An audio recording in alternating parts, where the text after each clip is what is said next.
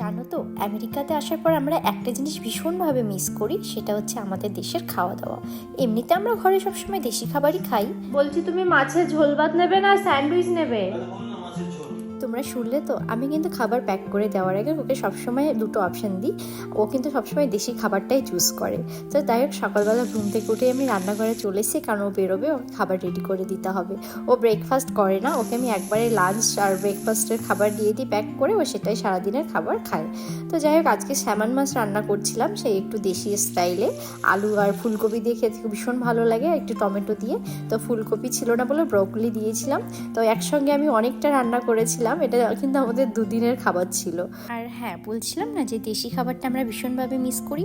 যদিও আমরা ঘরে দেশি খাবার খাই, কিন্তু ওই যে রাস্তার খাবার যেগুলো বলে স্ট্রিট ফুড, যেমন বিকেলে বেরোলে চপ, ঘুগনি, ফুচকা, এগ রোল, এইসব ঘরে যতই বানাই এগুলো সেই দোকানের মতন আমার টেস্ট লাগে না। এগুলো আমার ওই রাস্তার দোকান থেকে কিনে খেতেই বেশি ভালো লাগে। ওই জন্য আমি স্ট্রিট ফুডগুলো ভীষণভাবে মিস করি। তারপরে যাই হোক, তাকে খাবার প্যাক করে দিয়ে দিলাম, সে খাবার নিয়ে বেরিয়ে গেল। তারপর আমি চান দান করে আমি একটু পুজো করি। আর আজকে আমি একটু সন্দেশ বানাবো। আজকে আমি প্রথম আমার বানানো সন্দেশ দিয়ে ঠাকুরকে পুজো দেবো ভেবেছি। তো ঘর থেকে বেরিয়ে একটু ফুল তুলতে যাচ্ছিলাম। আমার ঘরের পাশে একটা গাছ আছে, বেশি দূরে এখন যেতে পারবো না, কাছে একটা গাছ ছিল, সেখানে 2-3টে ফুল হয়েছে, আমি সেই ফুলগুলো নিয়ে আসলাম। তো এই দেখো ছানাটা আমি কালকে বানিয়ে রেখেছিলাম, তো একটু ঝরঝরা হয়ে গেছিলো, রসগোল্লা বানাবো ভেবেছিলাম।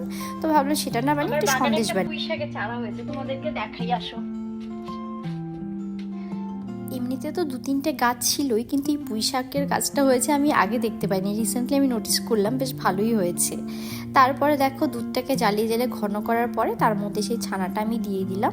তারপর এটা দিয়ে অনেকক্ষণ আমি নাড়াচাড়া করেছিলাম। তারপরে আমি বাড়ি থেকে একটু গুড় নিয়ে এসেছিলাম, পাটালি গুড়, সেই গুড়টা ছিল, সেটাকে মেল্ট করে আমি এর মধ্যে দিয়ে দিয়েছিলাম। মানে এটা হচ্ছে গুড়ের সন্দেশ। এটা পুরোটা ভরেনি, কারণ অনেকটা কম পরিমাণে ছিল। তো যাই হোক, 1 ঘন্টা ফ্রিজে রাখার পর বের করে এরকম কেটে নিয়েছি। তারপর ঠাকুরকে পুজো দিলাম, আর তারপর আমি একটা খেয়ে দেখেছিলাম। সন্দেশটা সত্যি ভীষণ ভালো হয়েছিল। তো আমার আজকের এই ভিডিও তোমাদের কেমন লাগলো অবশ্যই জানিও।